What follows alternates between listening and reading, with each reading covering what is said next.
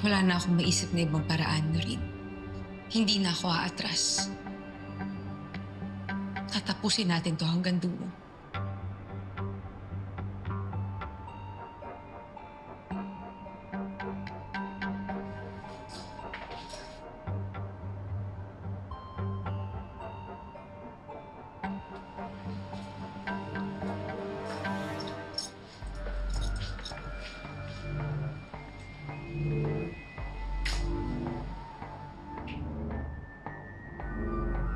Hello to all of my loyal followers.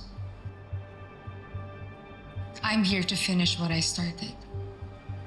I'm sure kumakalat na sa social media ngayon ang lahat na nangyari sa dapat na showdown namin ni Miss Velma. Pero hindi na ako natatakot na sabihin ang lahat na nalalaman ko. A few years ago, may pinalabas na namatay na isang empleyado sa Velma Beauty dahil sa suicide.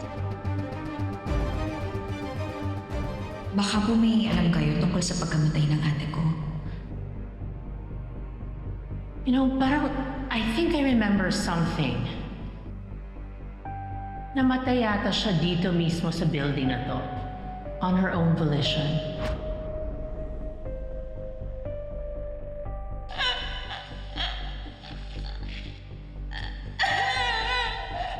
I-check niyo po kaya yung contact sa cellphone ng ate ko. Baka may clue po doon kung sino pumatay sa kanya. Miss, walang pumatay sa ate mo. Paano nyo naman nalaman yan, sir? Hindi nyo naman chinik na maayos yung nangyari sa ate ko eh. Huwag naman kayong ganyan. May nag-uutos po ba sa inyo para hindi imbestigahan yung kaso ng ate ko? Investigasyon na mismo nagsabi na suicide ang kaso ng ate mo. At hindi magiging murder yon hanggat walang matibay na ebidensya. Totoo yan. Hindi totoo yan. Ang sabi mo, naging kaibigan mo ang ate ko. Ano ang alam mo sa pagkamatay mo? She killed herself. Hindi ba yun yung sabi sa report? Naniwala ka? Yes. Kasi yun yung totoo. Dahil yun ang sinabi sa'yo? O dahil yun ang sinasabi mo sa sarili mo dahil may pinagtatakpan ka?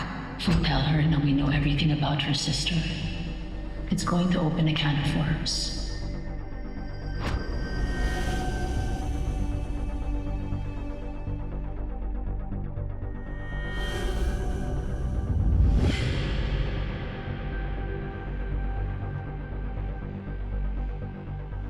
Nirape yung ate mo. Pinatay yung ate mo. Alam ko. Si Ate Helena mismo ang nagsabi sa akin. Walang gustong makinig sa gusto kong sabihin. Ginahasa ako. Pinagsamantalahan ako ni Eddie Imperial. Bigyan mo ako ng pagkakataon na itama ko ang lahat. Kahit anong gagawin ko, Noreen. Alam ko hindi ko na mababalik yung ate mo, pero kahit ano, kaya kong gawin. Gagawin mo lahat. Aminin mo.